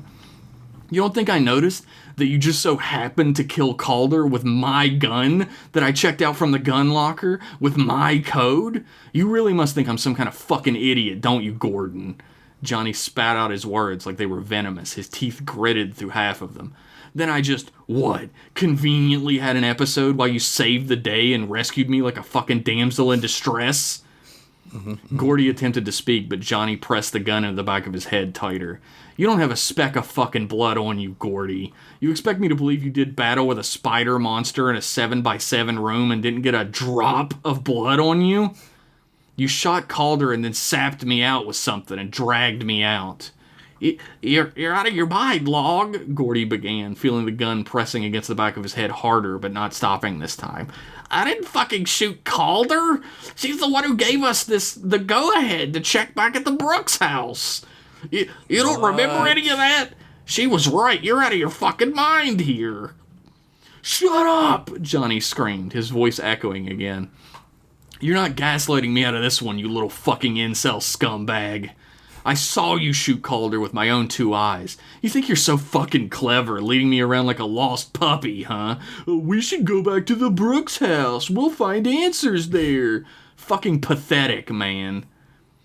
Calder's alive. Just let me call her and she'll tell you, man. You can't just let that head wound take away your clarity. We're this close to solving the case, man. We just have to go through that door together, Gordy began to plead. Oh, I bet you like that shit, wouldn't you? I bet my fucking dead wife is in there waiting to berate me like a fucking dare PSA again, huh? Really fuck with old Johnny Boy's brain, right? Johnny gritted his teeth and began to squeeze at the trigger. I don't know what you're talking about, Johnny, please! You don't have to do this, please. Just call Calder. Calder! We can still get you help. Gordy's voice was desperate now, dripping in fear. You're one of them. You're one of those fucking things, aren't you? Johnny rasped out, his head pounding now. Yeah, shoot him, find out. Look on the inside. You shot Calder knowing it wouldn't affect the thing inside of her at all. Then you knocked me out and dragged me around to make sure I got here, to get me in that stone fucking church again, to use me your fucking moon ritual. Johnny, I'm your friend, remember? I believed you when no one else would. Remember? Gordy whispered, his eyes tightly shut. Blam! Gordy's body slumped forward, pressing limply into the old wooden door and sliding onto the dirt floor of the hallway with a heavy thud. It lay completely motionless. Johnny backed away from him, his eyes widened, shaking, his hand gripping the handle of the pistol to the point his knuckles were white through the taut skin. He felt his heart thumping in his ears, and he held the gun steady, pointed at the corpse in front of him, his entire body quaking with fear.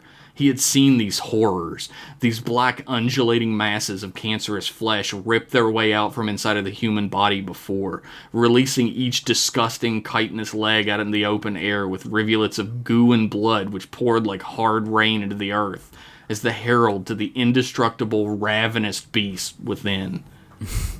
But Gordon G. Gordon just lay there, limp and lifeless, no breath within him any longer. A small pool of hot red blood seeping out into the sodden earth beneath him silently. Johnny stared in the darkness. To be continued. Oh my god, what? I'm not buying it. I'm not buying it. What are you not buying? He's in on it. He's even not dead. We've seen Johnny Long have, I mean, you could change it now. But we've seen him have hallucinations before and not remember things how they are. So I'm not buying it. I don't think he shot him. That was cool as fuck. It was good. It was really good. Thank you.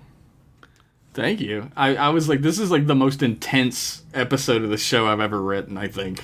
There was a definite...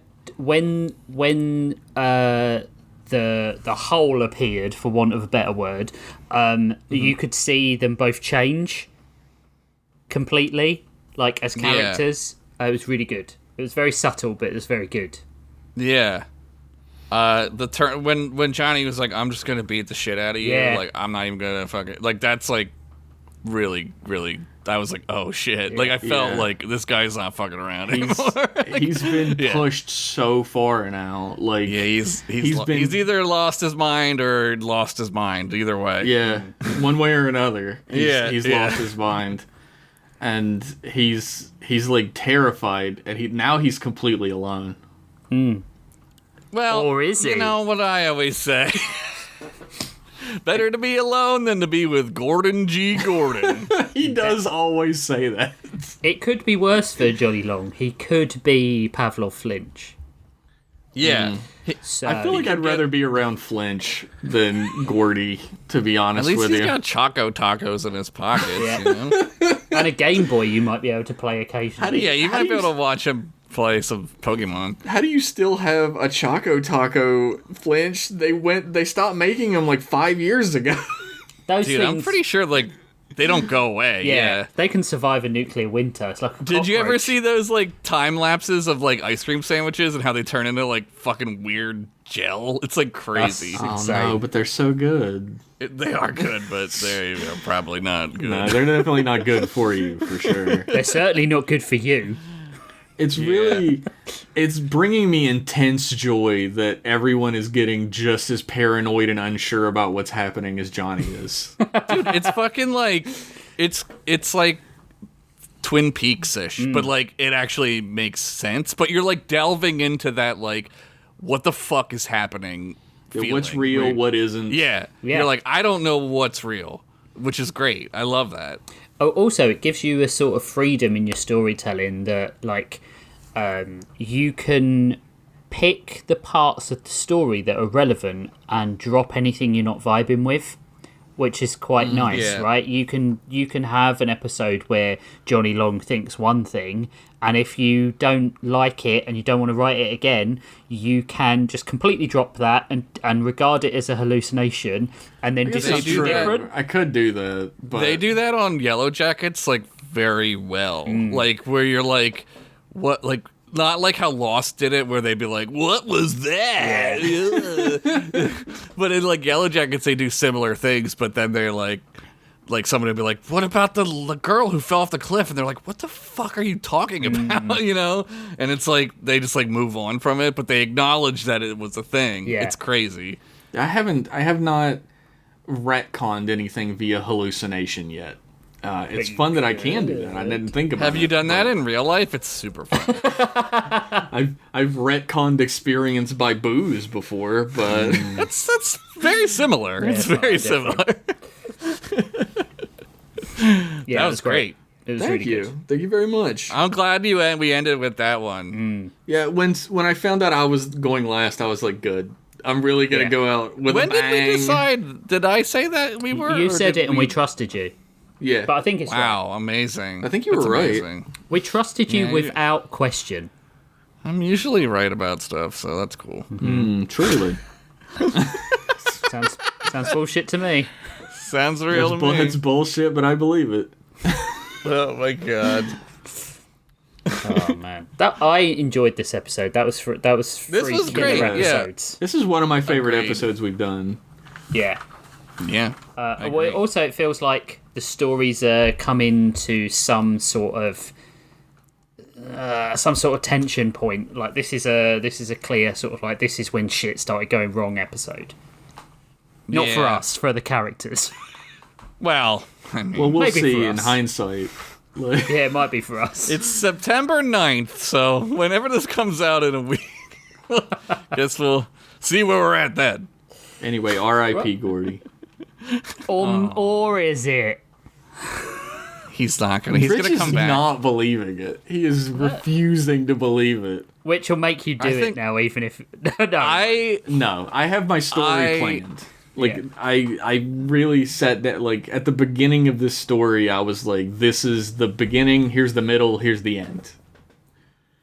I don't think it's dead.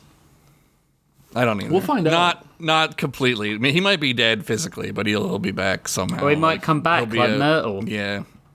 Or he might come back like Myrtle. with Myrtle his was neck never snapped. dead. She was incapable of dying. What's Myrtle been up to?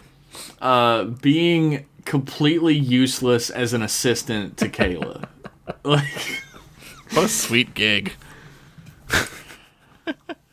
Oh, And that then. disability. Kayla's like, I'm gonna have to fire you if you don't shape up. And Myrtle's like, and then I'll tell everybody that you broke my neck. And she's Yeah. like, all right, well, And that- fucking, please do a better job.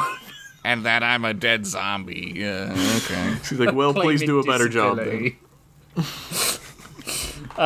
All right, let's close the cover on this week's stories. Okay, let's head over to the All C prompt book. What?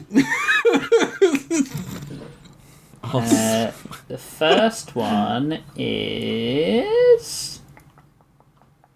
Come on, spin, you piece of shit. Armorers by Hoops. What the fuck? Yeah. Armorers. And hot dogs. What's the second one? And action figures. What? Action figures by Weird Man. How the fuck? Alright. I've got something planned for that one. I can Come do that. on now. Why can't anybody be like Alright. spider monsters and evil cults? Spiderlings and not dead police officers. Okay, so if you heard those prompts and you was like, why did they not do spiders? Then, and you're not Jeff, then you need to head over We're to gonna get Patreon.com. spiders like 3 seasons from now when I'm doing something that has nothing to do with it. When you've moved on to westerns.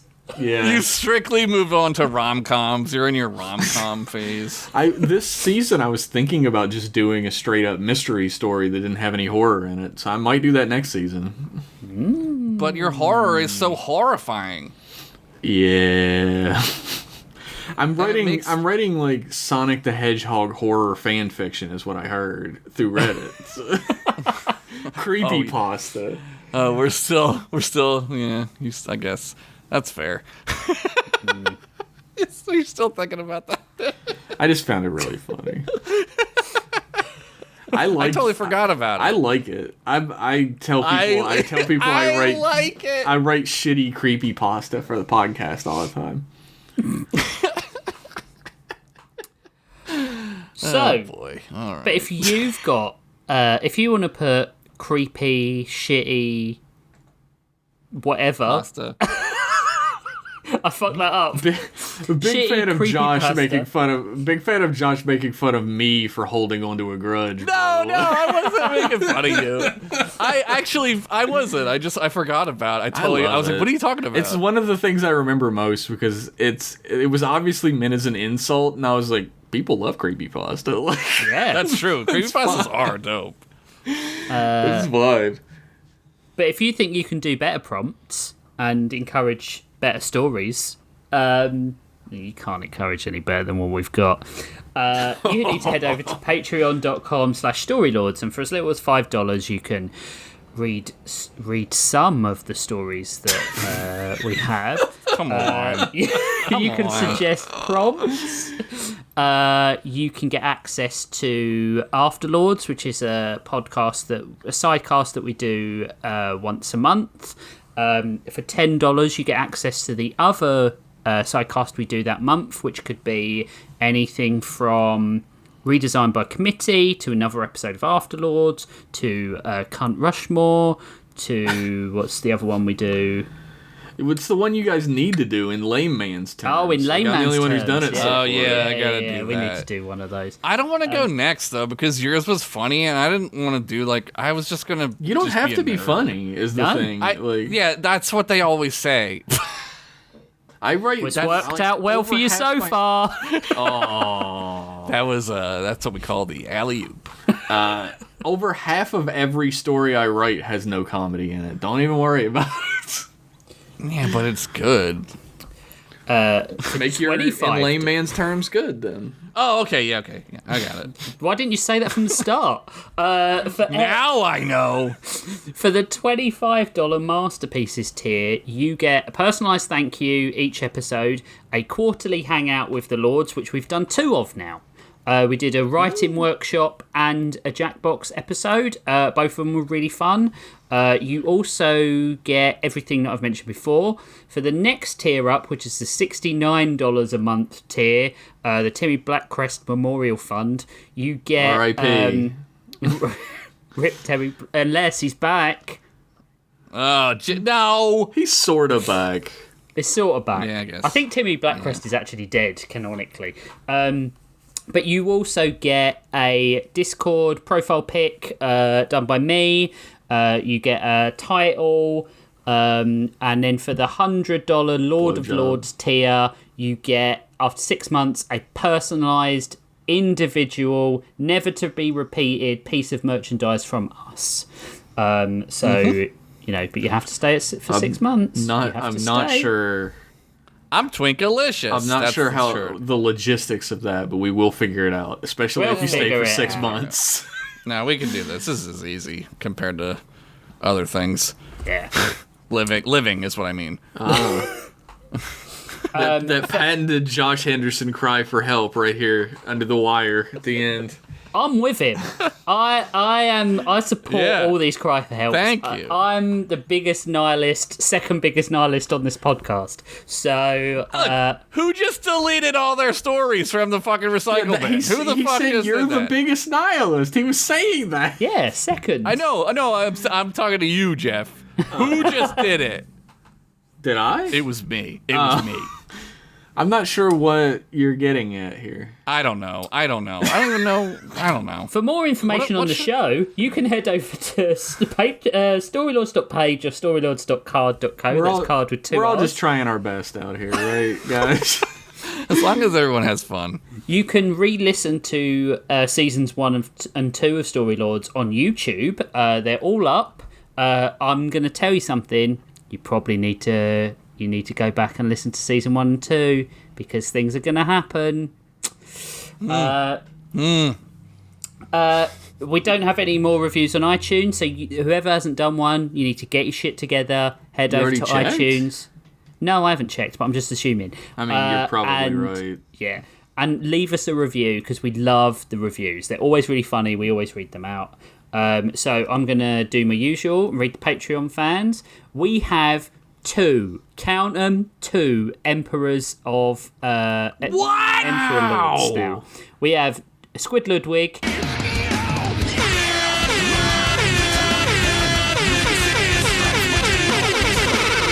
And Josh Henderson Lover 69.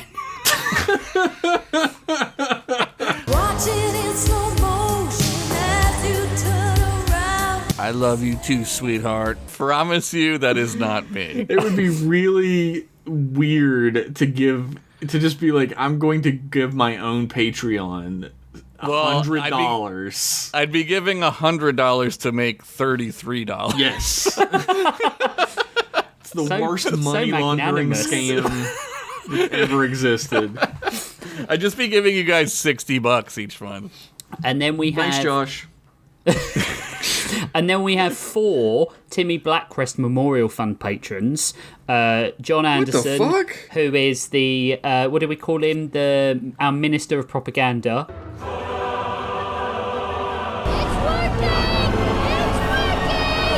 Minister of Propaganda. Minister of Propaganda. That was you that said it.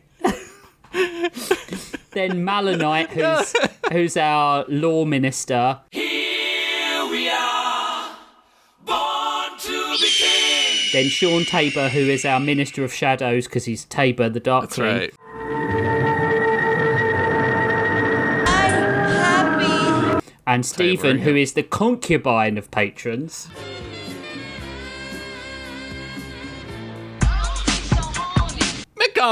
Conky. Then we I have. don't know why you would want to be that, but all right. And then we have the masterpieces: benefits. Anthony Stoker, Chris Balso, Federico Rodriguez, Gordon Ream, Granola Daniels, Heath Robinson, Jake Anderson, the second Anderson brother, no relation, Pez King, Ratty IRL, who had some cracking jokes in the hangout, the Corley hangout, Rena Kemp, Werewolf Bar Mitzvah, and our long-term fan that I want to give a personal shout-out to is, well, fuck me, I guess, because it's just crashed. What kind of name is that? That's a crazy Patreon name. I'm So just picking specific. one. Sid and Ugler, who has been a Hender Saints patron since June 23rd, 2025. So a new patron, but a valuable patron. I'm not sure why 2 characters from Josh's story have come to our world in order to give us money, but thank you very much. Shut up. They're paying in gold. It's worth more than they're paying. Gold's at like $2,000 an ounce, bitch. If you loved the music in the breaks and at the beginning and the end and end of the show, then you need to head over to vidizen.card.co or search for Santosha on Spotify or just send Greg a DM. For sure. But yeah, all the music is done by Vidizen. He is a saint of saints. He's our, loot master. He's the Lord of Music. Yeah. Yeah, he's a music lord. Minister of musical propaganda. He's a lord. He's the only one who's a lord with us. Because he's on the website as a lord. True. Should really. That's true, yeah. That's it, really. Thank you for supporting us, whether you're just listening or you're a patron. Please spread the word about us. Please go to YouTube and like and subscribe and do all those things, and hit the notification bell and all that sort of shit that used to be profitable and isn't anymore. And we will be back in 2 weeks for Tales of those 2 prompts I said that I can't remember now. Action figures and armorers. That's it. Thank you, Josh. We will see you in 2 weeks. We love you. Bye. Love you. Bye-bye.